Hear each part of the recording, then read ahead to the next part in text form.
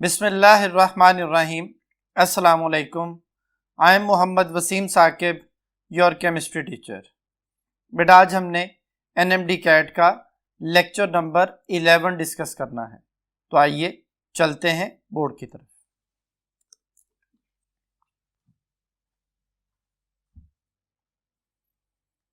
जी students, बेटा आज का जो हमारा लेक्चर है वो है एटॉमिक स्ट्रक्चर। इसमें बेटा हमने क्वांटम नंबर्स के बारे में डिस्कस करना है, कॉन्सेप्ट ऑफ ऑर्बिटल के बारे में पढ़ेंगे और जो डिस्कवरी ऑफ प्रोटॉन्स हैं उनके बारे में डिस्कस करेंगे, क्वांटम थ्योरी के बारे में डिस्कस करेंगे। ये वो टॉपिक्स हैं जिनमें शेप्स ऑफ ऑर्बिटल भी आ जाएगी, इलेक्ट्रॉनिक कॉन्फ़िगरेशन भी आ जाएगी, जो आज के हमारे लेक्चर का हिस्सा होंगे। तो जी बेटा स्टार्ट करते हैं। सबसे पहले नंबर पे मैं आपको क्वांटम नंबर जो है वो समझाऊंगा। तो क्वांटम नंबर्स क्या हैं बोर्ड पे समझते हैं।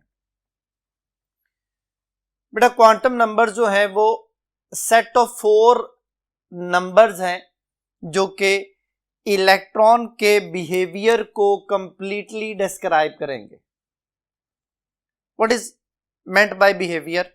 इसमें बेटा शेप ऑफ जो है ना वो शेल और उसकी जो है ना वो हमारे पास सब शेल के बारे में इंफॉर्मेशन आ जाएगी। फिर ओरिएंटेशन जो है इलेक्ट्रॉन की स्पेस में ओरिएंटेशन क्या है उसके बारे में इंफॉर्मेशन आ जाएगी। और at the end spin of electron के बारे में इंफॉर्मेशन आएगी। ये बेटा जैसे किसी मैथमेटिकल इक्वेशन को, जैसे फर्ज करें जी कोई इक्वेशन है, यहां पे लिखता हूं मैं x² - x - 6 = 0। ये एक मैथमेटिकल इक्वेशन है। जब आप इसे सॉल्व करते हैं तो आपके पास इसके 2 आंसर आते हैं। तो उन 2 आंसर्स को आप कहते हैं जी कि ये इसके सॉल्यूशन सेट्स हैं, या आप कहते हैं कि ये इसके फैक्टर्स हैं, ये इसके रूट्स हैं। तो वो 2 आंसर जो भी नंबर आए, जैसे इसको अगर सॉल्व किया जाए तो हमारे पास जो आंसर आएगा वो 3 और -2 आ जाएगा। तो वो 3 और -2 जो हमारे पास आएगा ये उसके सॉल्यूशन सेट या फैक्टर्स कहलाएंगे। इसी तरह एक श्रोडिंगर वेव इक्वेशन है जिसको सॉल्व करने से 4 नंबर जो है वो हमारे सामने आए, जिनको 4 क्वांटम नंबर्स कहा जाता है और उनको फिर डिफरेंट नेम दिए गए। जो सबसे पहला क्वांटम नंबर है वो प्रिंसिपल क्वांटम नंबर है, जिसको n से डिनोट करते हैं, और ये हमें कंप्लीट इंफॉर्मेशन प्रोवाइड कर रहा है अबाउट शेल्स। ये बड़ा शेल और सब शेल के बारे में हम इंफॉर्मेशन अभी इसमें डिस्कस करेंगे। जो इसे नेक्स्ट क्वांटम नंबर है उसके बारे में डिस्कशन करेंगे। लेकिन सबसे पहली चीज जो कि आपको क्लियर होनी चाहिए, what is difference between orbit and shell. ये बड़ा ऑर्बिट का वर्ड जो है वो बोहर ने यूज किया था और शेल का वर्ड जो है वो श्रोडिंगर ने यूज किया। ऑर्बिट जो है वो एक 2 डायमेंशनल एरिया है जिसको आगे फर्दर डिवाइड नहीं किया जा सकता। वो एक लाइन है, एक सर्कुलर लाइन आप उसे कह सकते हैं, जिसमें इलेक्ट्रॉन रिवॉल्व कर रहे होते हैं न्यूक्लियस के इर्द गिर्द। लेकिन शेल एक रीजन है, एक बड़ा इलाका है जिसमें इलेक्ट्रॉन रहते हैं। फिर उसके छोटे एरिया में सब शेल्स हैं जहाँ पे इलेक्ट्रॉन के पाए जाने के इम्कानात उससे ज़्यादा हो जाते हैं। और फिर सब शेल के अंदर जो है ना वो एक ज़्यादा जो है ना वो हमारे पास मैक्सिमम प्रोबेबिलिटी ऑफ इलेक्ट्रॉन वाला जो है ना वो एरिया आ जाता है, जिसे ऑर्बिटल कहा जाता है। तो ये सेल, सब शेल और ऑर्बिटल के बारे में जो इन्फॉर्मेशन थी वो क्वांटम नंबर्स ने प्रोवाइड की। तो हम बच्चों को ये शेल, सब शेल और ऑर्बिटल के बारे में समझाने के लिए किसी भी शहर की एग्जाम्पल समझते हैं। जैसे फर्ज करें कि लाहौर जो है वो एक शहर है, तो ये शेल कहलाएगा। अब लाहौर में जो डिफरेंट छोटे छोटे इलाके हैं, जैसे जौहर टाउन है, इकबाल टाउन है, मॉडल टाउन है, ये सारे सब शेल्स कहलाएंगे। और इनमें जो घर होंगे, कोई एक स्पेसिफिक किसी ब्लॉक में जो घर है, वो घर जो है वो ऑर्बिटल कहलाएगा। जैसे किसी घर में किसी शख्स के होने के चांसेस मैक्सिमम है, इसी तरह ऑर्बिटल के अंदर इलेक्ट्रॉन के होने के चांसेस मैक्सिमम है। उसके लिए हम बोलते हैं कि the probability of finding electron is maximum in orbital. वो 95% तक बेटा उसकी प्रोबेबिलिटी होती है। तो सबसे पहले नंबर पे शेल, यानी एक बड़ा जो है ना वो रीजन है जहां पे इलेक्ट्रॉन जो है वो रिवॉल्व करता है न्यूक्लियस के इर्द गिर्द। अब एन से जो कि इसे डिनोट किया जाता है, तो अगर एन की वैल्यू ज्यादा है तो एटॉमिक रेडियस भी ज्यादा होगा। अब एटॉमिक रेडियस जो बोहर ने कैलकुलेट किया था वो 0.529 angstrom into n square. N जो है ना उसकी वैल्यू जो बोहर ने बताई थी वो 1 2 3 4 5 होल नंबर से, लेकिन जो बाद में श्रोडिंगर ने बताया फिर इनको नेम दे दिए गए KLMNOP and up to so, यानी इस हिसाब से मैंने यहाँ पे लिखे हूँ। तो n की वैल्यू ज्यादा तो एटॉमिक रेडियस भी ज्यादा। इसी तरह n की वैल्यू एनर्जी ऑफ इलेक्ट्रॉन के बारे में भी है। जो इलेक्ट्रॉन न्यूक्लियस के इर्द गिर्द जो है ना वो सबसे पहले शेल के अंदर घूम रहा है उसकी एनर्जी थोड़ी है, जो वो न्यूक्लियस से दूर जाता जाएगा उसकी एनर्जी बढ़ती चली जाएगी। तो energy is directly proportional to n, atomic radius is directly proportional to n। ये हमें दो इंफॉर्मेशन मिल रही है रेडियस और एनर्जी के बारे में। तीसरी इंफॉर्मेशन जो है वो हमें नंबर ऑफ इलेक्ट्रॉन्स के बारे में बेटा मिल रही है यहाँ से। वो क्या है 2n²। 2n² फार्मूला के मुताबिक इलेक्ट्रॉन की फिलिंग होती है शेल के अंदर, यानी अगर पहला शेल है तो n इज इक्वल टू 1 है, यानी हम बात कर रहे हैं के शेल की। तो उसके अंदर इलेक्ट्रॉन इस फार्मूले में n की जगह 1 पुट करेंगे तो 1 का स्क्वायर 1 ही आ जाएगा, 2 से मल्टीप्लाई करके 2 इलेक्ट्रॉन आ गए। लेकिन अगर n इज इक्वल टू 2 है तो ये l शेल की बात हो रही है, हम n की जगह 2 लिखेंगे, 2 का स्क्वायर 4, 4 2 8 इलेक्ट्रॉन आ गए। इसी तरह अगर n इज इक्वल टू 3 है तो बेटा m शेल की बात हो रही है, और इसमें n की जगह जब 3 लिखेंगे 3 का स्क्वायर 9, 9 2 18, ये 18 इलेक्ट्रॉन आ गए। अगर फोर्थ शेल की बात हो रही है तो बेटा ये n शेल है, और इसके अंदर जो इलेक्ट्रॉन्स जो हैं वो n की जगह पे जब 4 पुट करेंगे 4 का स्क्वायर 16 मल्टीप्लाई बाय 2 32 इलेक्ट्रॉन जो है इसमें आ जाएंगे। तो ये हमें शेल के बारे में इंफॉर्मेशन मिल रही। फिर n² is the number of orbitals in shell, ये हम थोड़ी देर बाद इसको डिस्कस करेंगे, आपने इस बात को याद रखना है। ये बेटा ये किसी भी nth जो है ना वो हमारे पास ऑर्बिट की ये शेल, ये वाला जो है वो रेडियस आ गया, और ये एनर्जी की वैल्यू आ गई -13.31 किलो जूल पर मोल ओवर n²। n जो है वो इसमें नंबर ऑफ शेल्स को इंडिकेट कर रहा है। तो बेटा एक बात आपने जो याद रखनी है वो ये कि number of shells mean period number. तो चूंकि ये सारा जो क्वांटम नंबर है प्रिंसिपल क्वांटम नंबर ये इंफॉर्मेशन दे रहा है शेल के बारे में, तो फिर it is related with the period of periodic table.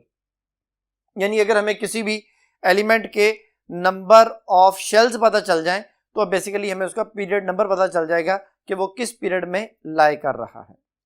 ये सारी इंफॉर्मेशन हमारे पास आ गई शेल के बारे में। अब हम नेक्स्ट क्वांटम नंबर को डिस्कस करते हैं। नेक्स्ट क्वांटम नंबर जो है वो है एजीम्यूथल क्वांटम नंबर, ये इसका एक नाम है। इसका दूसरा नाम जो है वो एंगुलर क्वांटम नंबर है, और इसका तीसरा नाम जो है वो सबसाइडरी क्वांटम नंबर है। तो एंगुलर भी बोल सकते हैं, सबसाइडरी क्वांटम नंबर भी बोल सकते हैं, और एजीम्यूथल क्वांटम नंबर भी बोल सकते हैं। इसको स्मॉल l से डिनोट किया जाता है, और l की वैल्यू याद रखनी है हमेशा n से छोटी होगी, स्टार्टिंग फ्रॉम 0 और n-1 तक, यानी जो भी n की वैल्यू होगी उससे एक नंबर लेस l की वैल्यू होगी। तो फिर आप ये कह सकते हैं कि n is always greater than l। ये इंफॉर्मेशन आपने इसमें याद रखनी है। ये हमें किसके बारे में इंफॉर्मेशन दे रहा है? सब शेल के बारे में। सब शेल किसके अंदर है? शेल के अंदर। और उनकी शेप्स के बारे में, क्योंकि ये जो SPDF है जो हम सब शेल्स कहते हैं, ये बेसिकली उन स्पेक्ट्रल लाइंस की जो है ना वो शेप है जो कि हमें हाई रिजॉल्विंग पावर स्पेक्ट्रोफोटोमीटर में नजर आते हैं। एक्चुअली हाइड्रोजन के स्पेक्ट्रम का जो ड्रॉबैक था उसकी वजह से इन सब शेल्स की इंफॉर्मेशन हमें मिली। वो क्या कि जब हाइड्रोजन के स्पेक्ट्रम को हाई रिजॉल्विंग पावर स्पेक्ट्रोफोटोमीटर में रखा गया तो वो जो हाइड्रोजन का स्पेक्ट्रम था वो कुछ डिफरेंट लाइंस में, स्पेक्ट्रल लाइंस में स्प्लिट अप हो गया। वो जो डिफरेंट स्पेक्ट्रल लाइंस हैं उनकी नेचर के हवाले से हमारे पास यहाँ पे 4 नेम है। जो बहुत बारीक लाइनें थी वो शार्प लाइंस कहलाई, उनका पहला अल्फाबेट S आ गया। जो थोड़ी आपके लिए कि मोटी लाइंस थी, प्रिंसिपल लाइंस उन्हें कहा गया, P उनका पहला अल्फाबेट आ गया। डिफ्यूज्ड जो लाइंस थी एक दूसरे में मिक्स हुई थी, उनका पहला अल्फाबेट D आ गया। और जो थोड़ी लदा लाइंस थी वो फंडामेंटल है और उनका पहला अल्फाबेट F आ गया। तो ये SPDF हमारे पास 4 सबशेल आ गए, और इनके लिए फिर हमने वैल्यूज को असाइन कर दिया, फिक्स कर दिया। अब L की वैल्यू जब भी 0 होगी तो ये S सबशेल के बारे में है, L की वैल्यू 1 जब भी होगी ये P सबशेल के बारे में है, L की वैल्यू 2 जब भी होगी ये D सबशेल के बारे में है, और L की वैल्यू 3 जब भी होगी ये F सबशेल के बारे में है। तो ये वैल्यूज फिक्स कर दी गई हैं, अब हमने इनको याद करना है। अब नंबर ऑफ इलेक्ट्रॉन बेटा किसी भी सबशेल के अंदर कैलकुलेट करने हैं तो हमारे पास जो फार्मूला है वो है 4l+2, या यहाँ से 2 कॉमन ले लिया जाए तो 2l+1, 2 × 2l+1। तो ये जो 2 × 2l+1 है, अब यहाँ पे अगर मैं वैल्यू पुट करता हूँ, l की जगह पे मैं 0 पुट करता हूँ, तो जब बेटा l की जगह पे 0 पुट किया जाएगा तो 4 × 0 0 हो जाएगा, 0 + 2 2, s के अंदर 2 इलेक्ट्रॉन्स बेटा हमारे पास आ जाएंगे। इसी तरह l की वैल्यू जब 1 पुट की जाएगी तो 4 × 1 + 2, 4 × 1 4 आ गया, 4 + 2 6 आ गया, p के अंदर 6 इलेक्ट्रॉन्स आ गए। इसी तरह अगर l की जगह पे 2 पुट करते हैं तो 4 × 2 = 8 + 2 10, d के अंदर 10 इलेक्ट्रॉन्स आ गए। l की जगह पे 3 पुट करते हैं तो f की बात हो रही है, तो 4 × 3 = 12 + 2 14 इलेक्ट्रॉन आ गए। यानी इन सब में 4 का डिफरेंस है, 4 इलेक्ट्रॉन्स का डिफरेंस है। तो ये हमारे पास SPDF सबके नंबर ऑफ इलेक्ट्रॉन्स भी आ गए। अब हमने देखना है कि शेल के अंदर कितने सब शेल्स जो हैं वो मौजूद हैं। तो बेटा उसके लिए ये मैंने वैल्यूज लिखी हैं, वो क्या है, अगर n = 1 है तो n = 1, यहाँ पे 1 पुट करेंगे, 1 - 1 0, l की वैल्यू 0 आ गई, यानी s के बारे में बात हो रही है, क्योंकि यहाँ पे हम फिक्स कर चुके हैं कि जब भी l = 0 है s सब शेल की बात हो रही है। तो इसका मतलब ये हुआ कि पहले शेल के अंदर s सब शेल है। तो सेकंड शेल में जब हम n की जगह पे 2 पुट करेंगे तो यहाँ पे जब 2 आएगा बेटा तो 2 - 1 1 आ गया, बट स्टार्टिंग फ्रॉम 0, हमेशा 0 से स्टार्ट करना है। हमारे पास बेटा 2 वैल्यूज आ जाएंगे, 0 और 1। 0 जो है वो s के लिए और 1 p के लिए, तो s और p सब शेल जो है वो सेकंड शेल में मौजूद है। अब पहले शेल में s सब शेल था, दूसरे शेल में s और p 2 सब शेल्स है। अब चूंकि 2 दफा s आ चुका है तो इनको डिफरेंशिएट करने के लिए इनके साथ उनका शेल नंबर लिख दिया, ये 1s है और ये 2s और यहाँ पे 2p हमारे पास आ गया। इसी तरह जब n = 3 पुट करेंगे यहाँ पे तो 3 - 1 2, बट स्टार्टिंग फ्रॉम 0 0 1 2 3 वैल्यूज आएंगी और ये 3 वैल्यूज 0 s को शो कर रही है, 1 p को, 2 d को। तो तीसरे शेल में SPD है, उनके साथ शेल नंबर लिख दिया, तो 3s 3p 3d हमारे पास उनके सब शेल्स बेटा आ गए।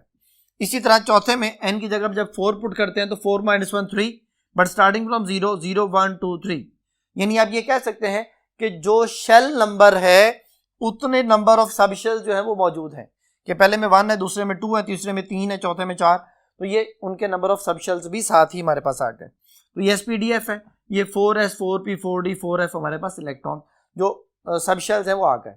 अब इनके अंदर इलेक्ट्रॉन्स कैसे फिल करना है वो हम पढ़ चुके हैं कि s में 2 इलेक्ट्रॉन है, p में 6 है, d में 10 है, f में 14 है। तो बेटा जब इनमें पुट करेंगे तो s के अंदर जब ये 2 इलेक्ट्रॉन्स आएंगे तो 1s2 हो जाएगा। अब पहले शेल के अंदर कितने इलेक्ट्रॉन थे, वो बेटा 2 थे, तो ये दोनों इलेक्ट्रॉन सब शेल के अंदर 1s के अंदर चले जाएंगे।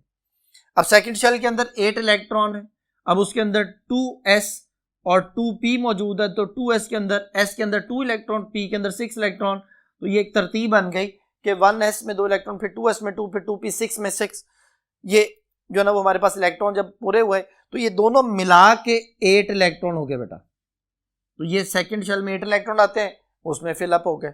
इस तरह बेटा थर्ड के लिए है कि 3s में 2 इलेक्ट्रॉन आ गए, 3p में 6 इलेक्ट्रॉन आ गए और 3d में 10 इलेक्ट्रॉन्स हमारे पास आ गए। तो ये टोटल 18 हुए और थर्ड शेल में 18 इलेक्ट्रॉन आते हैं।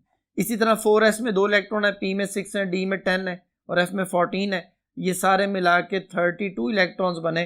तो फोर्थ शेल में क्योंकि 32 इलेक्ट्रॉन आते हैं तो ये जो है ना वो सारे इन सब शेल्स के अंदर ऑटोमेटिकली फिलअप हो गए। अब आखिरी बात कि नंबर ऑफ ऑर्बिटल्स किसी भी सब शेल में कैसे कैलकुलेट किए जाते हैं, तो ऑर्बिटल्स निकालने के लिए फार्मूला है 2l+1, इसको अभी हम बाद में डिस्कस करते हैं। तो ये सारी इंफॉर्मेशन आ गई सबसाइडरी क्वांटम नंबर या एंगुलर क्वांटम नंबर या एजीम्यूथल क्वांटम नंबर की। तो इसने हमें इलेक्ट्रॉन की फिलिंग बता दी सब शेल के अंदर। अब हम नेक्स्ट टॉपिक को समझने के लिए नेक्स्ट बोर्ड की तरफ चलते हैं। जी स्टूडेंट्स, बेटा नेक्स्ट जो क्वांटम नंबर है वो है magnetic quantum number. Magnetic quantum number का ये नेम क्यों रखा गया है? ज़ीमैन इफेक्ट एक ड्रॉबैक था हाइड्रोजन के स्पेक्ट्रम में। ज़ीमैन इफेक्ट क्या था कि जब हाइड्रोजन के स्पेक्ट्रम को मैग्नेटिक फील्ड में रखा जाता है तो कुछ लाइंस, कुछ स्पेक्ट्रल लाइंस जो हैं वो हमें नई नजर आती हैं, जो पहले वाली स्पेक्ट्रल लाइन से थोड़ी डिफरेंट होती हैं। यानी पहले वाली स्पेक्ट्रल लाइन स्प्लिट अप हो जाती हैं, कुछ नई जो ना फाइन स्पेक्ट्रल लाइंस में जो सिर्फ मैग्नेटिक फील्ड में ही होती हैं। तो इसलिए उसका नाम मैग्नेटिक क्वांटम नंबर है। और वो लाइंस किसकी थी, वो ऑर्बिटल्स की थी, यानी हर सब शेल के अंदर जो है ना वो कुछ ऑर्बिटल्स थे जिनको कैलकुलेट कैसे किया जाता है वो मैंने फार्मूला लिखा हुआ है। इसको बेटा m से शो किया जाता है और m के दो फार्मूले हैं। एक तो फार्मूला 2l+1 जो भी मैंने लास्ट बोर्ड पे भी समझाया कि 2l+1 मीन क्या आप उसे नंबर ऑफ ऑर्बिटल्स कैलकुलेट कर सकते हैं नंबर उसमें सब शेल के अंदर, तो ये 2l+1 आ गया। यह दूसरा फार्मूला है कि +l 0 से होते हुए -l तक, यानी जो भी l की वैल्यू होगी वो अपने पॉजिटिव से नेगेटिव तक उसके डिजिट्स जो है वो काउंट कर लेने। तो ये हमें किसके बारे में इंफॉर्मेशन दे रहा है, ऑर्बिटल्स के बारे में। ऑर्बिटल बेटा वो रीजन है, वो स्पेस है अराउंड द न्यूक्लियस जिसमें इलेक्ट्रॉन की जो प्रोबेबिलिटी है उसको फाइंड करने की वो 95% होती है, यानी सबसे ज्यादा इलेक्ट्रॉन की जो प्रोबेबिलिटी है वो इसी जो ना वो रीजन या स्पेस के अंदर मौजूद होती है। तो एक ऑर्बिटल में मैक्सिमम 2 इलेक्ट्रॉन होते हैं, जो कि आपने बात याद रखनी है। ये हमें इंफॉर्मेशन दे रहा है किसके बारे में, हमें डीजनरेसी ऑफ ऑर्बिटल्स के बारे में। जब मैग्नेटिक फील्ड ऑन होगी तो जितने ऑर्बिटल्स हैं वो अपने अपने डिफरेंट ओरिएंटेशन में स्पेस में डिफरेंट एक्सिस में चले जाएंगे, उस वक्त इनकी एनर्जी डिफरेंट होगी। देखिए जब मैग्नेटिक फील्ड ऑफ होगी तब ये सारे के सारे एक जो है वो इक्वल एनर्जी पे आ जाएंगे, उस वक्त इनको डीजनरेट ऑर्बिटल्स कहा जाएगा। तो उसी से लिखा हुआ है डीजनरेसी ऑफ ऑर्बिटल्स। ओरिएंटेशन मैंने बता दिया आपको कि ये डिफरेंट एक्सिस में ऑर्बिटल्स के अंदर जो इलेक्ट्रॉन्स की मूवमेंट है वो जब डिफरेंट एक्सिस में आएगी तो फिर हम उसे ओरिएंटेशन जो है ना वो कहेंगे। जैसे फर्ज करें कि ये 3 एक्सिस हैं x, y और z, ये तीनों 90 के एंगल पे हैं। अगर ये तीनों इलेक्ट्रॉन डिफरेंट एक्सिस पे हैं तो इनकी डिफरेंट एनर्जी है, लेकिन अगर ये सारे इलेक्ट्रॉन इकट्ठे हो जाएंगे तो एक ही एनर्जी इनकी हो जाएगी, इसको हम डीजनरेट ऑर्बिटल्स का नाम देंगे। तो बेटा देखें अगर l की वैल्यू 0 है, यहाँ 0 पुट करते हैं तो 2 × 0 0, 0 + 1 1, m = 1 ऑर्बिटल हमारे पास आ गया, यानी s सब शेल के अंदर एक ऑर्बिटल होता है। इसी तरह अगर आप यहाँ वैल्यू पुट करते हैं तो 0 तो प्लस माइनस नहीं होता, m = 0 मीन वो एक डिजिट हमारे पास आएगा और वो डिजिट जो है वो s जो है ना वो शो करेगा। तो s को आप सब शेल कह लें, s को आप ऑर्बिटल कह लें, क्योंकि s के अंदर 2 इलेक्ट्रॉन आते हैं। और यहाँ मैंने क्या लिखा है कि ऑर्बिटल के अंदर भी 2 इलेक्ट्रॉन ही आते हैं, तो फिर s के बारे में आप ऑर्बिटल वर्ड बोल लें या सब शेल बोल लें, एक ही बात है। अब नेक्स्ट जो है वो l = 1 है, तो जब l = 1 पुट करेंगे 2 × 1 2 हो गया, 2 + 1 3, तो m की वैल्यू 3 आ गई। अब अगर इसको आप यहां पुट करते हैं तो +1 0 -1, यानी +1 से लेके -1 तक थ्रू 0, तो बेटा 3 डिजिट्स हमारे पास आए हैं। हमने फर्ज कर रहे हैं कि जी ये px है, ये py है और ये बेटा pz है। तो इस तरह से हमें जो है ना वो उनके ऑर्बिटल्स पता चल गए कि जब जो है ना वो p के अंदर जो 6 इलेक्ट्रॉन्स हैं वो अपने अपने एक्सिस पे जाएंगे तो हर ऑर्बिटल में 2 इलेक्ट्रॉन्स आने हैं, तो 2 इलेक्ट्रॉन x एक्सिस में चले जाएंगे, 2 इलेक्ट्रॉन जो हैं वो y एक्सिस में चले जाएंगे बेटा, और 2 इलेक्ट्रॉन जो हैं वो z एक्सिस में चले जाएंगे। इस तरह से इनकी फिलिंग होगी, टोटल 6 इलेक्ट्रॉन्स और हर ऑर्बिटल में 2 इलेक्ट्रॉन पूरे हो गए। इसी तरह जब l = 2 आता है तो यहाँ पे 2 पुट करते हैं तो 2 2 4 + 1 5 m की वैल्यू आती है, लेकिन जब यहाँ पुट करते हैं तो +2 से -2 तक, तो बेटा 1 2 3 4 5 ये 5 ऑर्बिटल्स जो है वो d के अंदर मौजूद हैं और उनके जो नेम्स हैं वो क्या है, वो बेटा dxy, dyz, dzx जिनको बिटवीन दी एक्सिस बोलते हैं, और dx² - y² और dz² जिनको हम ऑन दी एक्सिस जो है वो बोलते हैं। ये टोटल 5 ऑर्बिटल है, हर एक के अंदर 2 इलेक्ट्रॉन, टोटल 10 इलेक्ट्रॉन जो है वो डी के अंदर मौजूद होते हैं, जो कि इस तरह से इनमें अपने आप को डिवाइड कर लेते हैं। इसी तरह जब l = 3 है तो यहाँ पुट करेंगे 2 3 6 + 1 7, f के अंदर बेटा 7 ऑर्बिटल्स मौजूद हैं और उनकी वैल्यूज जो है वो +3 से लेके -3 तक 1 2 3 4 5 6 7, ये 7 वैल्यूज यानी 7 ऑर्बिटल्स जो है वो हमारे पास f के अंदर आ गए, जिनमें हर एक के अंदर 2 इलेक्ट्रॉन होंगे, तो 14 इलेक्ट्रॉन जो है वो इस तरह से पूरे हो जाएंगे। ये कॉन्सेप्ट जो है वो हमारे पास किसके बारे में आ गया, ओरिएंटेशन के बारे में, ऑर्बिटल्स के बारे में। When magnetic field is on, जब मैग्नेटिक फील्ड ऑफ है तो वो सारे डीजनरेट ऑर्बिटल्स कहलाएंगे। और लास्ट जो चीज है वो है स्पिन क्वांटम नंबर। बेटा ये 2 साइंटिस्ट थे, उलेनबेक और गाउड्समिट, जिन्होंने ये क्वांटम नंबर जो है वो पुट फॉरवर्ड किया। ये जब हाइड्रोजन के स्पेक्ट्रम के डबलेट्स आए, यानी हर लाइन जो है वो 2 लाइंस में डिवाइड हुई, जब स्टार के इफेक्ट जो है ना वो सामने एक ड्रॉबैक आया जिसमें उसने कहा कि जी जो ना स्पेक्ट्रम की कुछ स्पेक्ट्रल लाइंस जो है वो हमें इलेक्ट्रिकल फील्ड में भी नजर आती हैं, जो कि पहले वाली लाइन से बिल्कुल डिफरेंट नेचर की होती हैं, और ये डबलट्स दो लाइंस होती हैं। फिर इनके बारे में गाउडस्मिट और उलेनबेक ने कहा कि ये बेसिकली स्पिन के बारे में है। तो इलेक्ट्रॉन की जो स्पिन है वो क्लॉकवाइज और एंटी क्लॉकवाइज दोनों हो सकती हैं।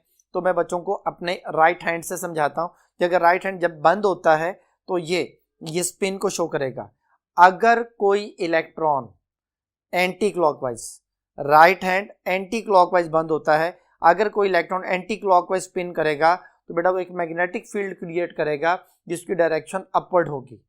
तो उसको हम जो है ना वो इससे शो करते हैं -1/2 से। ये एंटी क्लॉकवाइज है। और इसी राइट हैंड को अगर हम उल्टा दें तो ये क्लॉकवाइज हो जाएगा, मैग्नेटिक फील्ड डाउनवर्ड हो जाएगी। इसको हम +1/2 से शो करते हैं, ये एंटी क्लॉकवाइज आ गया। तो एक ऑर्बिटल में जो 2 इलेक्ट्रॉन्स लिखे जाते हैं वो बेटा कुछ इस तरह से मेंशन किए जाते हैं। और जो सबसे पहला कॉन्सेप्ट बच्चे के जहन में आता है या क्वेश्चन आता है वो ये है कि 2 इलेक्ट्रॉन एक जगह इकट्ठे रह कैसे लेते हैं, दोनों पे नेगेटिव चार्ज है, they must repel each other, इनको एक दूसरे को रिपेल करना चाहिए था, लेकिन ऑपोजिट मैग्नेटिक फील्ड की वजह से ये एक दूसरे को, यानी उनकी मैग्नेटिक फील्ड जो है उस पर हावी हो जाती है, वो उस पर जो है ना वो डोमिनेंट हो जाती है उनकी रिपल्शन पे, और उनको एक जगह पे स्टे करवाती है। तो ये ऑपोजिट मैग्नेटिक फील्ड एक दूसरे को कैंसिल नहीं कर रही बल्कि अट्रैक्शन क्रिएट कर रही है, उस रिपल्शन के ऊपर जो है ना वो डोमिनेंट हो रही है, जो कि यहाँ पे मेंशन की गई है। तो स्पिन क्वांटम नंबर जो है वो हमें स्पिन के बारे में इंफॉर्मेशन दे रहा है, और वो स्पिन बेटा 2 तरह की है, एक क्लॉकवाइज हो सकती है और एक एंटी क्लॉकवाइज हो सकती है। तो जो क्लॉकवाइज और एंटी क्लॉकवाइज है वो ये एरो शो नहीं कर रहे, ये मैग्नेटिक फील्ड को शो कर रहे हैं, जो कि दोनों इलेक्ट्रॉन्स की स्पिनिंग की वजह से क्रिएट हो रही है। तो बेटा अब हम साथ ही इसके शेप्स ऑफ ऑर्बिटल्स के बारे में भी डिस्कस कर लेते हैं। शेप्स ऑफ ऑर्बिटल के हवाले से बेटा ये स्लाइड जो है वो आपके सामने है, आप उसमें इन सब की जो है ना वो शेप्स देख सकते हैं, क्योंकि ये 3 डायमेंशनली ही जो है ना वो क्लियर होंगी, इसलिए हम इनको यहाँ पे जो है ना वो देख रहे हैं। तो बेटा सबसे पहले आपके सामने जो आपको नजर आ रही है वो एस जो है ना वो सब शेल की ऑर्बिटल की शेप है, जो कि स्फेरिकल सिमेट्रिकल होता है, यानी एक सर्कल है जो कि 3 डायमेंशंस में जिसने अपने आप को जो है वो फैलाया हुआ है, तो ये स्फेरिकल सिमेट्रिकल कहलाता है, और इसको हम एक सर्कल की मदद से ही शो करते हैं। इसमें n की वैल्यू जितनी लार्ज होगी इसका साइज भी उतना ज़्यादा बढ़ता चला जाएगा, यानी 1s है वो स्मॉलर साइज में होगा, 2s उससे ज़्यादा लार्जर साइज में होगा, 3s जो है उससे ज़्यादा लार्जर साइज में होगा। तो ये s के अंदर मैक्सिमम 2 इलेक्ट्रॉन जो है वो आ सकते हैं। उसके बाद बेटा p ऑर्बिटल्स जो है उनकी शेप्स हैं, तो जो x एक्सिस में है वो जो ना वो 2px उसने यहाँ पे मेंशन किया हुआ है, ये 2px है फर्ज करें तो ये डम्बल शेप में ऑर्बिटल्स हैं, जिस मतलब बेसिकली ये इलेक्ट्रॉन का पाथ है जिसमें इलेक्ट्रॉन रिवॉल्व करता है around the nucleus in a dumbbell shape.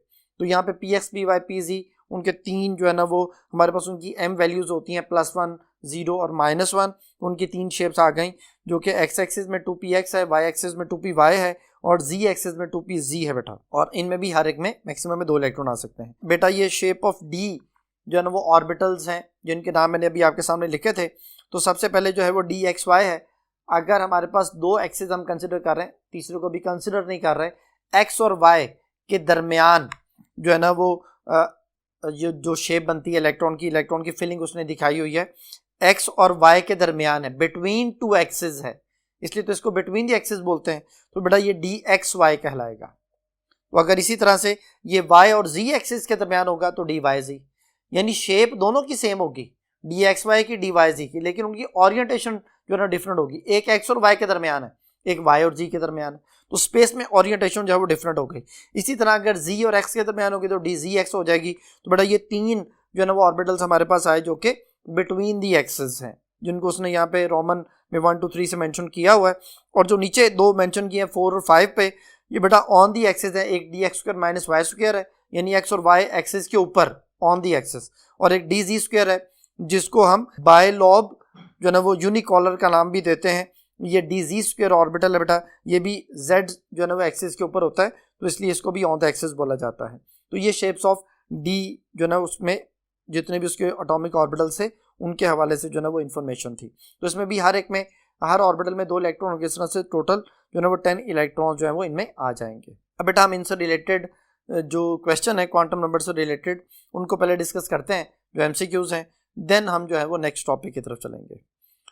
तो बेटा ये देखें, क्वेश्चन है सबसे पहले, विच of the following atomic orbital has a greater energy. कहते हैं किस एटॉमिक ऑर्बिटल की एनर्जी सबसे ज़्यादा होती है। पहली ऑप्शन एस है, फिर पी है, फिर डी है, फिर एफ है। तो बेटा सबसे ज़्यादा एनर्जी जो है वो एफ की होती है, इसलिए मैं एक ऑर्डर जो है वो आपके सामने लिख देता हूं कि एस, फिर उससे ज़्यादा पी, फिर उससे ज़्यादा डी और एफ सबसे एंड में चला जाएगा। एफ चूंकि बेटा स्टार्ट ही चौथे जो है ना वो शेल से होता है, तो चूंकि न्यूक्लियस से दूर है, न्यूक्लियस से जितना दूर जाते जाएंगे एन की वैल्यू लार्ज होती जाएगी, ऑटोमेटिकली उसकी एनर्जी भी ज़्यादा होती चली जाएगी।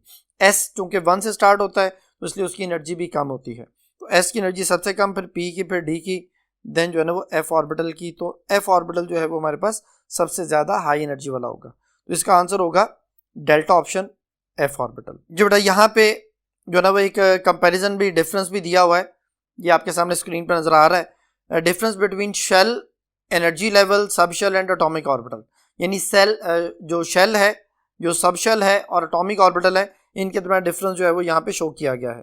तो सबसे पहले शेल, जिसको हम एन की वैल्यू 1 2 3 4 5 मैं आपको समझा चुका हूँ, उसके लिए K L M N O P वगैरह हम यूज़ करते हैं, और उस हिसाब से फिर उनके पीरियड्स, यानी जो के है जिसके इलेक्ट्रॉन के में आके एंड होंगे वो फर्स्ट पीरियड में होगा, जिसके इलेक्ट्रॉन एल में एंड होंगे वो सेकंड पीरियड होगा, इसी तरह जो थर्ड में होंगे वो, जो एम में एंड होंगे वो थर्ड पीरियड में होगा, अप टू सॉन। तो ये जो है ना वो आप कह सकते हैं कि शेल हमें पीरियड के बारे में इंफॉर्मेशन दे रहा है। सब शेल जो है आप इसे कह सकते हैं कि ज़्यादा एडवांस जो है ना वो मॉडल है इलेक्ट्रॉनिक स्ट्रक्चर का, और इसमें हम जो है ना वो SPDF के बारे में डिस्कस करते हैं। और एटॉमिक ऑर्बिटल्स जो हैं वो एक ऑर्बिटल के अंदर मैक्सिमम 2 इलेक्ट्रॉन होते हैं, और ये इलेक्ट्रॉन का आप कह सकते हैं कि घर है जहाँ पे इलेक्ट्रॉन के पाए जाने के इम्कानात मैक्सिमम होते हैं। जी बच्चों, अब नेक्स्ट टॉपिक को समझने के लिए हम नेक्स्ट बोर्ड की तरफ चलते हैं। जी स्टूडेंट्स, बेटा नेक्स्ट टॉपिक है वो है इलेक्ट्रॉनिक कॉन्फ़िगरेशन। जी बेटा अभी तक जो हमने कॉन्सेप्ट पढ़ा है क्वांटम नंबर्स का, वो सबसे ज़्यादा अप्लाई होता है इसकी इलेक्ट्रॉनिक कॉन्फ़िगरेशन में, क्योंकि इलेक्ट्रॉनिक कॉन्फ़िगरेशन को आप तब तक समझ ही नहीं सकते जब तक आपको क्वांटम नंबर्स का कॉन्सेप्ट क्लियर नहीं होगा। तो बेटा सबसे पहले नंबर पे इलेक्ट्रॉनिक कॉन्फ़िगरेशन के कुछ रूल्स हैं। उन रूल्स में 3 बेटा आपके सामने नज़र आ रहे हैं, ये तीनों एक ही स्लाइड में है। एक आफ्बा प्रिंसिपल है बेटा, एक पॉलिस एक्सक्लूजन प्रिंसिपल है, और एक हुंड्स रूल जो है वो यहाँ पे मौजूद है। बेटा सबसे पहले आफ्बा प्रिंसिपल जो है, जो कि on the basis of n+l rule है, जिसको विज़विज़र रूल भी कहा जाता है, उसमें ये कहते हैं कि इलेक्ट्रॉन उन ऑर्बिटल्स में सबसे पहले फिल होंगे जिनकी जो है ना वो n+l वैल्यू स्मॉलर आएगी, या जिनकी एनर्जी कम होगी। तो जिनकी एनर्जी कम होगी उनकी n+l वैल्यू कम होगी। तो हम उसको जो तरतीब दे रहे होते हैं 1s है, फिर 2s है, फिर 2p है, 3s है, 3p है, and then up to so on. तो ये सारा कुछ जो बेटा वो n+l वैल्यू है। n क्या चीज़ है? Principal quantum number. l क्या चीज़ है? Azimuthal quantum number. तो बेटा जिनकी n+l वैल्यू कम होगी उसमें इलेक्ट्रॉन पहले आएगा। हम इसको यहाँ पे समझते हैं। ये बेटा मैंने तरतीब से लिख तो दिया है, लेकिन अभी हमने इसकी n+l वैल्यू के साथ कॉन्सेप्ट को समझना है। जिसकी n+l वैल्यू सबसे कम होगी इलेक्ट्रॉन उसमें सबसे पहले आएगा। तो s की l वैल्यू जो है मैं यहाँ पे लिख देता हूँ सबकी। जो s के लिए l वैल्यू वो 0 है, 1 p के लिए है, 2 d के लिए है, और 3 जो है वो f के लिए है। तो हम इसको अब डिस्कस करते हैं बेटा। देखिए जी, 1s 1 + 0 ये n की वैल्यू आ गई जो कि शेल नंबर के लिए है, और s की l वैल्यू 0 आ गई, तो बेटा इसका आंसर 1 आ गया। अब 2s के लिए 2 + 0 2 आ गया, तो 2 से 1 स्मॉलर है, सबसे पहले 1s फिल होगा, फिर 2s। तो ये एनर्जी के लिहाज से इनको तरतीब दिया गया कि 1 से बड़ी वैल्यू आगे 2 की। लेकिन अब उसे नेक्स्ट जो है वो ज़्यादा इंटरेस्टिंग चीज़ सामने आ रही है कि अगर दो चीज़ों की वैल्यू सेम हो जाए, जैसे यहाँ पे देखें कि 2 + 1 और 3 + 0, ये शेल नंबर आ गया, p की l वैल्यू 1 होती है, इसका आंसर भी 3 आ गया, इसका आंसर भी 3 आ गया बेटा। अब किसको पहले लिखा जाए, इलेक्ट्रॉन किस में पहले फिल होगा? तो बेटा उसके लिए रूल ये है कि जिसकी n वैल्यू स्मॉलर होगी उसमें इलेक्ट्रॉन पहले जाएगा। अब 2p में जो n यानी शेल नंबर है वो स्मॉलर है, 2 है, और 3s में शेल नंबर ज्यादा है, तो 2p पहले फिल होगा, 3s उसके बाद में, यानी 2p की एनर्जी कम, 3s की एनर्जी ज्यादा। इसी तरह बेटा 3p में देखें, 3 + 1 4 + 0, इसका आंसर भी 4, इसका आंसर भी 4। तो 3p का n यानी principal quantum number smaller value थी, इसमें इलेक्ट्रॉन पहले आ गए। And up to so on, ये 3 + 2 है बेटा, 4 + 1 है, ये भी 5 आ रहा है, ये भी 5 आ रहा है, और इस तरह ये सिलसिला जो है वो चलता चला जाता है। तो ये इलेक्ट्रॉन की फिलिंग जो है वो है तो ऑफ-बार रूल, लेकिन बेसिक उसका जो कॉन्सेप्ट है वो n+l वैल्यू जिसे विज-विजर रूल भी कहा जाता है। तो ये बेटा उनकी एनर्जी के लिहाज से तरतीब थी। अब जो नेक्स्ट यहाँ पे है वो है Pauli's exclusion principle. Pauli's exclusion principle जो है वो क्या कहता है, इसकी बड़ा 2 डेफिनेशंस हैं। एक डेफिनेशन ये है कि किसी भी 2 इलेक्ट्रॉन के लिए चारों क्वांटम नंबर सेम नहीं होते। No 2 electron can have the same set of 4 quantum number, एक डेफिनेशन।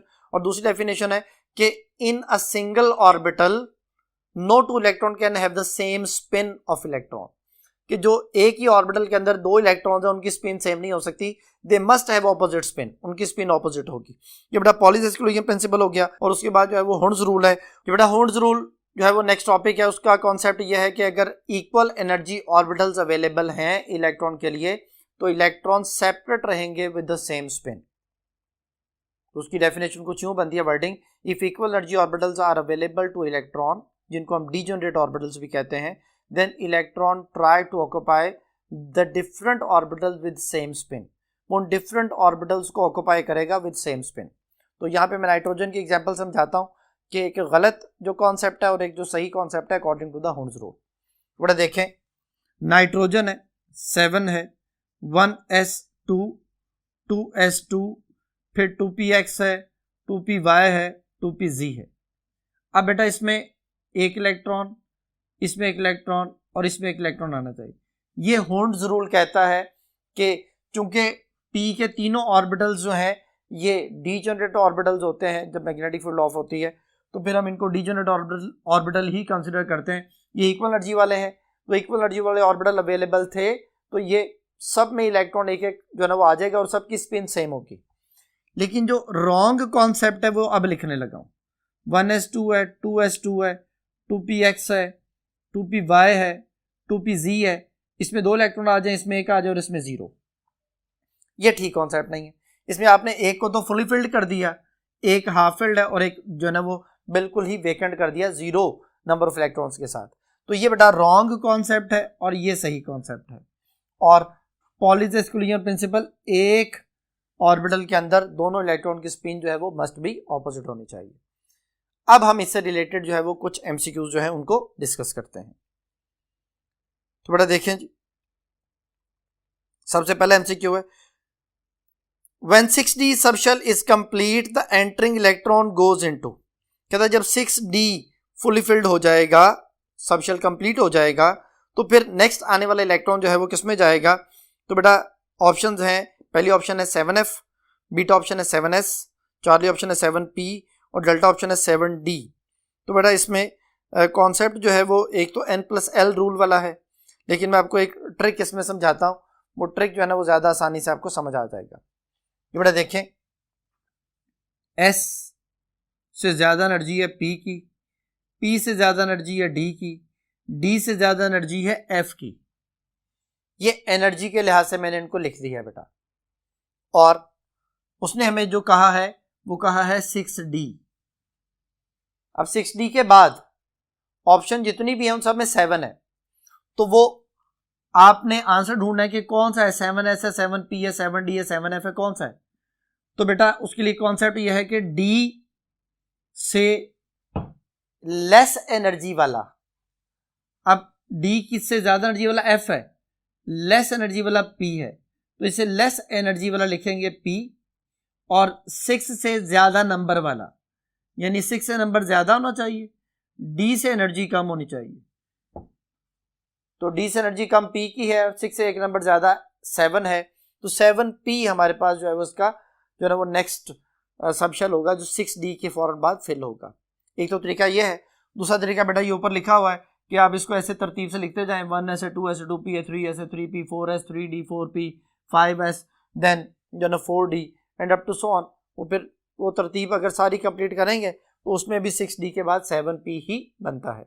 तो ये ज़्यादा आसान तरीका है जो मैंने आपको समझाया कि एनर्जी के लिहाज से एक स्टेप पीछे और नंबर के लिहाज से एक स्टेप आगे। बेटा ये 7p, चार्ली ऑप्शन इसका आंसर बनता है। ये बेटा नेक्स्ट जो क्वेश्चन है, what is the proton number of an element that has 4 unpaired electron. कहते हैं किस में 4 अनपेयर्ड इलेक्ट्रॉन जो मौजूद होंगे। तो पहली ऑप्शन जो है बेटा 6 है। 6 एटॉमिक नंबर बेटा कार्बन का होता है, तो कार्बन के अंदर 2 जो है ना वो अनपेयर्ड इलेक्ट्रॉन होते हैं, इसके अंदर 4 अनपेयर्ड इलेक्ट्रॉन नहीं होते। एक्चुअली 4 अनपेयर्ड इलेक्ट्रॉन जो है वो तब आते हैं जब हम उसे एक्साइटेड स्टेट में लेके जाते हैं। ग्राउंड स्टेट, यहाँ पे चूंकि एक्साइटेड स्टेट की जो है ना वो बात मेंशन नहीं की गई, तो इसलिए 4 अनपेयर्ड इलेक्ट्रॉन जो है वो इसमें नहीं होंगे। तो 6 कार्बन जो उसका एटॉमिक नंबर दिया हुआ है, जो उसका आंसर नहीं बनेगा। बीटा ऑप्शन जो है वो बेटा सिलिकॉन का जो है ना वो एटॉमिक नंबर है 14, तो ये भी चूंकि कार्बन फैमिली का ही है, तो इसमें भी 2 अनपेयर्ड इलेक्ट्रॉन ही होते हैं। फिर चार्ली ऑप्शन जो है वो 16 सल्फर है। सल्फर बेटा छठे ग्रुप में है, इसमें भी 2 हाफ फिल्ड जो है वो इलेक्ट्रॉन मौजूद होते हैं, क्योंकि ये ऑक्सीजन फैमिली का है।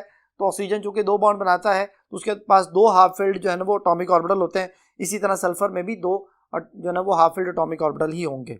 लास्ट ऑप्शन जो है वो 26 ये बेटा आयरन के लिए है, वो हम यहाँ पे लिख लेते हैं।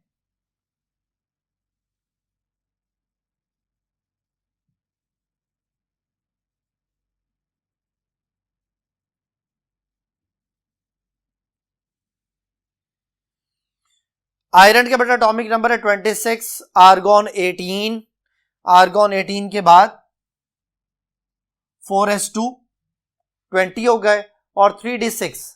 जो डी के अंदर 6 इलेक्ट्रॉन्स हैं, मैंने यहाँ पे मेंशन कर रहा हूँ इस जगह पे कि ये 1 इलेक्ट्रॉन, ये दूसरा, फिर तीसरा, चौथा और 5वां। डी के अंदर 5 इलेक्ट्रॉन इस तरह से आए, और वो 5 इलेक्ट्रॉन आपके सामने मेंशन कर दिए। लेकिन डी के अंदर 6 इलेक्ट्रॉन है, एक पेयर्ड हो जाएगा, बाकी 4 जो है ना वो अनपेयर्ड होंगे। उसने हमसे यही पूछा था कि किसमें 4 अनपेयर्ड इलेक्ट्रॉन होंगे, तो बेटा ये आयरन यानी 26 एटॉमिक नंबर इसका आंसर होगा बेटा। तो फिर इस क्वेश्चन का आंसर हुआ डेल्टा ऑप्शन। नेक्स्ट है बेटा, विच of the following particles on losing an electron has half filled P subshell. कहता है कौन सा जो है ना वो एलिमेंट ऐसा है जिसमें इलेक्ट्रॉन लूज करने के बाद हाफ फिल्ड जो है वो पी सबशेल जो मौजूद हो जाएगा। तो बेटा कार्बन में जो पहले ही पी के अंदर 2 इलेक्ट्रॉन होते हैं, अगर वो 1 इलेक्ट्रॉन लूज कर देगा तो फिर पी के अंदर सिर्फ 1 इलेक्ट्रॉन रह जाएगा, तो वो पी के अंदर हाफ फिल्ड जो है ना सबशेल नहीं बनेगा। पी जो हाफ फिल्ड सबशेल तब होगा जब पी के अंदर 3 इलेक्ट्रॉन आए, तो कार्बन तो इसका आंसर नहीं है। नाइट्रोजन में अभी मैंने आपके सामने लिखा, नाइट्रोजन में 3 हाफ फिल्ड इलेक्ट्रॉन हैं, तो अगर इसमें से 1 इलेक्ट्रॉन लूज कर दिया जाए तो फिर इसमें 2 रह जाएंगे। लेकिन यहाँ पे जो उसने बीटा ऑप्शन दी हुई है वो नाइट्राइड आयन है, यानी नाइट्रोजन के ऊपर नेगेटिव, तो इसका मतलब है कि 1 इलेक्ट्रॉन जो है वो आप उसे पेयर्ड कर दें। तो जब ये नाइट्राइड जो हमारे पास नाइट्रोजन के ऊपर नेगेटिव है, नाइट्राइड तो नहीं कहेंगे इसे, नाइट्रोजन के ऊपर जो नेगेटिव है वो अगर 1 इलेक्ट्रॉन लूज कर दे, तो 1 इलेक्ट्रॉन लूज करने के बाद ये जो है ना वो नाइट्रोजन जैसा हो जाएगा, तो ऑटोमेटिकली इसके अंदर 3 हाफ फिल्ड जो है वो इलेक्ट्रॉन हो जाएंगे। फिर इसका आंसर बीटा बना, क्योंकि चार्ली तो पॉसिबल नहीं है। चार्ली तो आपके सामने ये लिखा हुआ है, इसमें 3 हाफ फिल्ड है, जैसे 1 इलेक्ट्रॉन लूज करेगा 2 रह जाएंगे, तो पी सबशेल हाफ फिल्ड नहीं होगा। और ऑक्सीजन +2, ऑक्सीजन में बेटा जो नंबर ऑफ इलेक्ट्रॉन्स हैं वो पी के अंदर टोटल 4 इलेक्ट्रॉन्स होते हैं, अगर वो 2 इलेक्ट्रॉन लूज कर देगा तो फिर पी के अंदर 2 इलेक्ट्रॉन होंगे, वो हाफ फिल्ड नहीं रहेगा। तो फिर इसका आंसर हुआ बीटा ऑप्शन। ये बेटा नेक्स्ट क्वेश्चन है, the electron should be filled in the energy subshells in order of increasing energy values, this is in accordance to. कहता है इलेक्ट्रॉन फिल होते हैं एनर्जी सबशेल्स में अकॉर्डिंग टू इनके बढ़ते हुए एनर्जी के लिहाज से। तो ये कौन सी किस चीज़ की डेफिनेशन बेटा, तो पहली ऑप्शन है पॉलीज एक्सक्लूजन प्रिंसिपल, डेफिनेशन में आपको बता चुका हूँ, ये उसका आंसर नहीं है।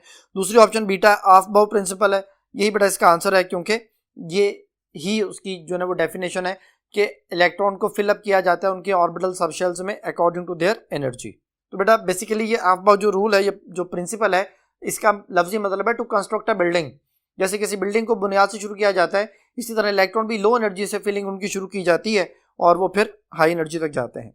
चार्ली ऑप्शन जो है वो हुंड्स रूल है, वो मैं बता चुका हूँ कि अगर इक्वल एनर्जी ऑर्बिटल्स अवेलेबल होंगे तो इलेक्ट्रॉन सेपरेट रहेंगे विद सेम स्पिन, इसका आंसर नहीं बनता। और delta option Heisenberg uncertainty principle है बेटा, तो ये जो है ना वो डेफिनेशन आप उसमें बुक में पढ़ के आते हैं कि it is impossible to calculate the momentum and position of electron simultaneously, क्या आप इलेक्ट्रॉन की पोजीशन और मोमेंटम दोनों एक ही वक्त में कैलकुलेट नहीं कर सकते, ये भी उसकी स्टेटमेंट नहीं है। तो फिर इस क्वेश्चन का आंसर हुआ बीटा ऑप्शन। नेक्स्ट बेटा क्वेश्चन है, which of the following is the correct electronic configuration of the potassium. Potassium की इलेक्ट्रॉनिक कॉन्फिगरेशन क्या है, पोटाशियम बेटा होता है 19 इलेक्ट्रॉन। अब पोटाशियम के लिए आप क्या लिखेंगे, किस तरह से उसकी इलेक्ट्रॉनिक कॉन्फ़िगरेशन लिखेंगे, यहाँ लिख रहा हूँ मैं कि पोटाशियम 19 है, आर्गॉन 18 और उसके बाद 4s1। तो अब हमने देखना है ये किस ऑप्शन से मैच करता है।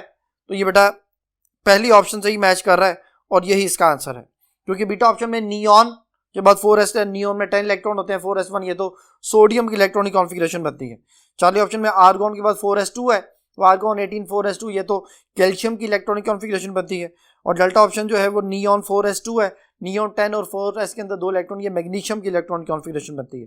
तो पोटाशियम की अल्फा ऑप्शन बेटा। अच्छा जी बेटा, नेक्स्ट जो क्वेश्चन है वो है which of the following element has no paired p electron in a single uncombined atom of the element. Carbon है 6, ऑक्सीजन 8, नियॉन 10, मैग्नीशियम 12। तो क्वेश्चन है कि किसमें कोई जो ना p के अंदर पेयर्ड इलेक्ट्रॉन नहीं होंगे।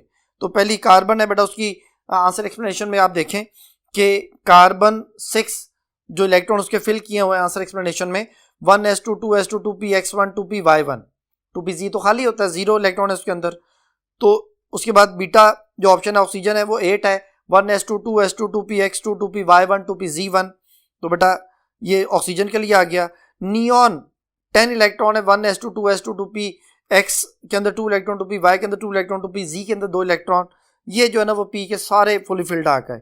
और मैग्नीशियम जो है वो 12 है, 1s2 2s2 2px2 2py2 2pz2 और 3s2, इसमें भी p जो है ना वो फुली फिल्ड है। तो क्वेश्चन ये था कि which of the following element has no paired p electron, कि कौन सा ऐसा एलिमेंट है जिसके अंदर p के अंदर इलेक्ट्रॉन पेयर्ड नहीं है। तो बेटा आपने देखा ऑक्सीजन के अंदर भी p के अंदर पेयर्ड इलेक्ट्रॉन है, 2px के अंदर 2 इलेक्ट्रॉन है, नियॉन के अंदर भी है, मैग्नीशियम के अंदर भी है, सिर्फ कार्बन के अंदर नहीं है, कार्बन के अंदर 2 p के अंदर इलेक्ट्रॉन है, दोनों जो है ना वो अनपेयर्ड हैं। तो फिर यही बेटा इसका आंसर होगा, फिर इस क्वेश्चन का आंसर हुआ अल्फा ऑप्शन। जी बेटा अब नेक्स्ट टॉपिक है डिस्कवरी ऑफ प्रोटॉन या पॉजिटिव रेज। ये बेटा इसकी डायग्राम आपके सामने है, स्क्रीन पे आपको नजर आ रही है। एक्चुअली कैथोड रेज जब डिस्कवर हुई तो पता चला कि कैथोड से रेज निकलती हैं जो कि जाके ग्लास से टकराती हैं, ग्रीन फ्लोरेसेंस जो है वो कॉज करती हैं। तो गोल्डस्टाइन वो जो ना वो साइंटिस्ट था जिसने कैथोड के अंदर परफोरेशन रख दी, यानी कैथोड के अंदर जो ना पोर्स रख दिए, छोटे छोटे सुराख रख दिए। तो उसने देखा कि कैथोड की बैक साइड पे रेड फ्लोरेसेंस उसे नजर आई, सुर्ख रंग की जो है ना वो एक चमक दिखाई दी। इसका मतलब ये हुआ कि अगर कैथोड से कुछ रेज निकल रही हैं तो उस वक्त उस साइंटिस्ट ने ये सोचा कि शायद एनोड से भी कुछ रेज निकल रही हैं जो कैथोड के उन पोर्स में से गुजरती हुई जाके ग्लास से टकराती हैं। तो उन पोर्स की वजह से इनको कैनाल रेज का नाम दिया गया और शुरू में यही नाम इसका मशहूर हुआ। लेकिन बाद में फिर पता चला कि जैसे ही हम उसके अंदर जो है ना वो गैस को चेंज करते हैं, कि फर्ज करें हम हाइड्रोजन को चेक करते हैं, फिर नाइट्रोजन रखते हैं, फिर जो है ना वो कार्बन डाइऑक्साइड या मीथेन गैस या कोई भी गैस रखते हैं, तो गैस को चेंज करने से वो जो हमारे पास पॉजिटिव रेज है उनकी नेचर भी चेंज हो जाती है। ये उनकी E/m जो है चार्ज टू मैस रेशियो जो है वो चेंज हो जाती है। तो फिर उसने कहा कि भाई ये एनोड में से रेज नहीं आ रही बल्कि एक्चुअली ये उन गैस पार्टिकल्स की वजह से रेज बनती हैं जो गैस वहां पे रखी जाती है। तो हम इसको समझते हैं बेटा। जी बेटा कैथोड से जैसे ही रेज निकलती हैं तो what are cathode rays? Cathode rays are actually electrons, ये फास्ट मूविंग इलेक्ट्रॉन है। जब इनके सामने कोई भी गैस जो है ना वो मौजूद होती है, गैस के एटम्स हैं, मॉलिक्यूल्स हैं, तो जब इलेक्ट्रॉन जाके उनसे टकराते हैं तो पहले वाले मौजूद इलेक्ट्रॉन्स को वहां से निकाल देते हैं, तो बेटा पॉजिटिव आयन बनते हैं। वो पॉजिटिव आयन जो हैं वो अट्रैक्ट होते हैं कैथोड की तरफ और कैथोड के उन पोर्स में से गुजरते हुए जाके, अगर इसके पीछे यहाँ पे ग्लास है तो ग्लास पे टकराने पे वो फ्लोरेसेंस जो है वो कॉज करते हैं। तो फिर ये थी उसकी असल रीजन कि रीजन ऑफ प्रोडक्शन जो है वो क्या है कि इलेक्ट्रॉन्स टकराते हैं मॉलिक्यूल्स ऑफ गैस के साथ या एटम्स ऑफ गैस के साथ और उनके पॉजिटिव आयन, तो positive ions of gas, so it depend upon the nature of gas. Gas change कर दें, उन जो ना वो उनकी जो प्रॉपर्टीज हैं पॉजिटिव रेज की वो चेंज हो जाती हैं, जिनमें वन ऑफ द प्रॉपर्टी जो है वो चार्ज टू मैस रेशियो है बेटा। तो ये उसने डिस्कवरी ऑफ प्रोटॉन्स में जो है ना उसने यही चीज़ चेक की। उसने देखा कि भाई हाइड्रोजन गैस जो है ये वो वाली गैस है जिसके केस में सबसे जो है ना वो ज़्यादा E/m रखने वाला यह सबसे कम मैस रखने वाला पॉजिटिव आयन जो है वो प्रोड्यूस होता है। जितना मैस कम उतनी E/m ज़्यादा, तो फिर इसको उसने प्रोटॉन का नाम दिया। पॉजिटिव रेस शुरू में कहा गया उनके पॉजिटिव चार्ज की वजह से, क्योंकि ये डिफ्लेक्शन शो कर रही थी इलेक्ट्रिकल फील्ड में टुवर्ड नेगेटिव पोल। तो फिर उन पर चार्ज फाइंड आउट किया गया। इनके रास्ते में जिंक सल्फाइड की प्लेट रखी गई, तो इसने उस पर जो है ना फ्लैशेस प्रोड्यूस किए, और जो है ना वो इनकी जब E/m कैलकुलेट की गई डिफरेंट गैसेस के लिए, तो हाइड्रोजन की E/m सबसे ज़्यादा आई। तो यहाँ पे आपके सामने प्रॉपर्टीज ऑफ प्रोटॉन यानी पॉजिटिव रेज जो है वो आपके सामने मेंशन की गई हैं कि in the same experiment discharge tube with the perforated cathode electrode positive rays are produced by the bombardment of the cathode rays on the gas molecule. ये बेटा उसकी आ गई उसकी रीजन। जो बेटा नेक्स्ट जो है वो इसकी प्रॉपर्टीज लिखी हुई आपके सामने कि जब इलेक्ट्रिकल फील्ड अप्लाई की जाती हैं तो दे आर जो है ना वो deflected toward the negative pole, it means they carry positive charge. इनकी जो है ना वो ऑक्सीडाइजिंग इफेक्ट होता है बेटा, दे हैव ऑक्सीडाइजिंग इफेक्ट लिख दिया हुआ यहाँ पे। They produce red fluorescence when they strike with the glass, और इनकी E/m जो है वो नेचर ऑफ गैस पे डिपेंड कर रही होती है।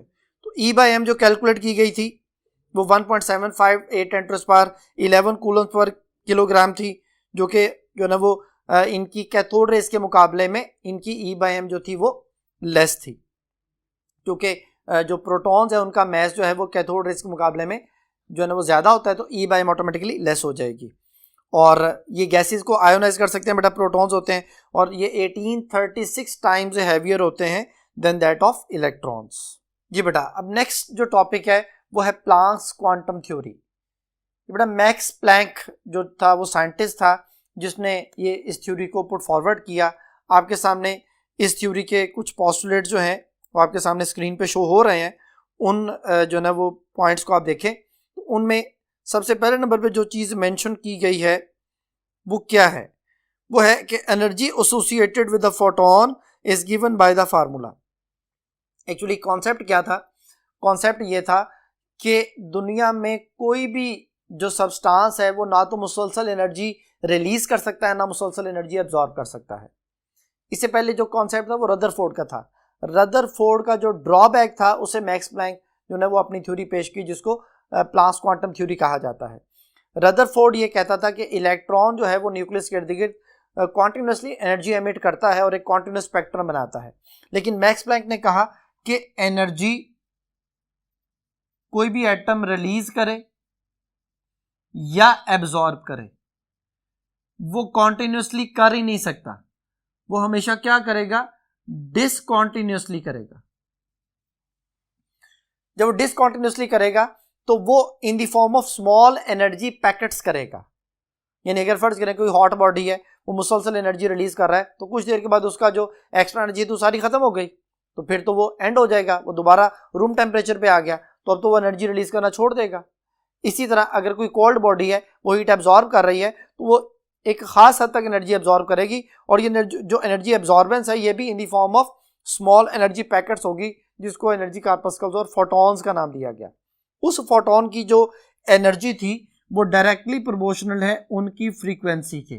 फ्रीक्वेंसी को बड़ा सिंबल न्यू से शो किया जाता है, NEU, न्यू जो कि V जैसा सिंबल है, और इसमें प्रोपोर्शनलिटी साइन खत्म करें तो कांस्टेंट आता है which is known as Planck's constant. अब बेटा जो हमारे पास जो न्यू है उसके लिए उसकी जगह पे एक रिलेशन हम कैसे बनाते हैं कि V is equal to f lambda, आप एक रिलेशन पढ़ के आते हैं। V velocity, f frequency, lambda wavelength है, तो वेलोसिटी ऑफ लाइट के लिए C आ गया, इसके लिए न्यू आ गया लैम्डा, तो हमारे पास जो न्यू है वो इधर ही रहने दें, तो ये C बाय लैम्डा आ गया। तो ये एक नया रिलेशन बन गया कि HC बाय लैम्डा। अब बेटा इसमें H क्या है, प्लांक्स कांस्टेंट, जिसकी वैल्यू 6.63 इंटू 10⁻⁻34 जॉल सेकंड होती है।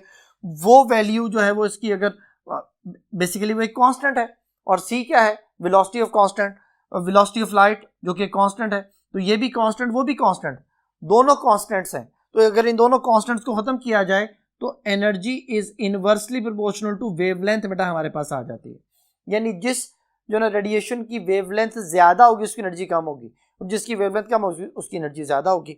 और 1/λ जो है ये तो वेव नंबर के बराबर होता है, तो जब यहाँ पे मैं 1/λ की जगह वेव नंबर लिखूं, वेव नंबर क्या चीज होती है, वेव नंबर होती है number of waves per unit length, तो फिर energy is directly proportional to wave number. तो बेटा हमारे पास तीन रिलेशन आ गए कि energy is directly proportional to frequency, wavelength के साथ इनवर्स रिलेशन, वेव नंबर के साथ डायरेक्ट रिलेशन। तो ये हमारे पास जो है वो मैक्स प्लैंक ने क्वांटम थ्योरी में ये इंफॉर्मेशन हमें प्रोवाइड की, जो कि आपके सामने मैंने लिख दी है। अब बेटा इसी से रिलेटेड जो है वो हाइड्रोजन का स्पेक्ट्रम है। हाइड्रोजन के स्पेक्ट्रम के बारे में बोहर ने कहा था कि हाइड्रोजन जो है उसका जो स्पेक्ट्रम है वो एक थिक ब्लू लाइन है बस। लेकिन बाद में फिर साइंटिस्ट ने बताया कि इसमें तो बहुत सारी स्पेक्ट्रल सीरीज हैं जिनको डिफरेंट साइंटिस्ट ने जो है ना वो एक्सप्लेन किया, ऑब्जर्व किया, जिनमें सबसे पहले नंबर पे लाइमन सीरीज आती है। लाइमन सीरीज का कॉन्सेप्ट क्या है, आपकी बुक में मेंशन है, वो क्या है जी कि अगर इलेक्ट्रॉन पहले शेल से एक्साइट होता है, किसी भी ऊपर वाले जो है ना वो शेल में जाता है, तो वापस उसने पहले में ही आना है। जब वो इलेक्ट्रॉन डी एक्साइट होकर पहले शेल में आएगा तो वो स्पेक्ट्रल लाइन छोड़ेगा। अब वो डी एक्साइटेशन उसकी कैसे है, किस तरह से जो है ना वो कितनी स्पेक्ट्रल लाइन छोड़ता है, इट डिपेंड अपॉन वो कितना एक्साइट हुआ है। अगर फर्ज करें वो पहले शेल से एक्साइट होकर 7वें शेल में चला गया है तो वहां से वो डायरेक्टली पहले में आ सकता है, एक जो है ना पॉसिबिलिटी, या वो 7 में से 6 में आए, 6 से पहले में आ जाए, ये दूसरी पॉसिबिलिटी। इसमें 2 स्पेक्ट्रल लाइन छोड़ी जाती हैं। या वो 7 में से 6 में आए, 6 से 5वें में आए, 5वें से डायरेक्टली पहले में आ जाए, इसमें और ज्यादा पॉसिबिलिटीज ऑफ स्पेक्ट्रल लाइन बन जाती हैं। इसी तरह 7 में से 6 में, 6 से 5वें में, 5वें से 4थे में, 4थे से पहले में, and up to so on. ये एक सीरीज जो है ना बनती है जिसको लाइमन एक्सप्लेन किया, वो लाइमन सीरीज जो कि लाई करती है अल्ट्रावायलेट रीजन में। इसके बाद अगर इलेक्ट्रॉन सेकंड शेल से एक्साइट और डी एक्साइट होता है तो बाल्मर सीरीज जो कि लाई करती है विजिबल रीजन में। इसी तरह इलेक्ट्रॉन थर्ड से एक्साइट और डी एक्साइट होता है तो वो पेस्टन सीरीज जो कि इंफ्रारेड रीजन में लाई करती है। इसी तरह बेटा अगर इलेक्ट्रॉन चौथे से एक्साइट और डी एक्साइट होता है तो ब्रैकेट सीरीज है जो अगेन इंफ्रारेड रीजन में लाई करती है। और लास्ट में अगर जो है ना वो 5वें से एक्साइट और डी एक्साइट होता है इलेक्ट्रॉन तो जो है ना वो पी फंड सीरीज है जो कि अगेन अल्ट्रा उसमें इंफ्रारेड रीजन में लाई करती है। अब ये 3 रीजन जो आपने याद करना है, अल्ट्रावायलेट लाइमन के लिए, बाल्मर के लिए विजिबल, और बाकी जो 3 सीरीज हैं जिनमें पेस्टन है, ब्रैकेट और पीफंड है, ये तीनों जो है वो हमारे पास इंफ्रारेड रीजन में लाई करती हैं। और इनकी लिमिटिंग लाइन क्या होती है कि अगर इलेक्ट्रॉन इन्फिनिटी पे चला गया है, वो वापस जब आएगा तो वो इनसे एक स्टेप हाई एनर्जी की तरफ जो है वो अपनी स्पेक्ट्रल लाइन छोड़ेगा, जिसको उसकी लिमिटिंग लाइन कहा जाता है। तो ये था बेटा प्लैंक्स क्वांटम थ्योरी और हाइड्रोजन के लिहाज से उसका concept according to the PMC. ये था बेटा आज का हमारा टॉपिक। उम्मीद है कि आपको सारी बातें समझ आ गई होंगी। नेक्स्ट टॉपिक तक के लिए अल्लाह हाफिज।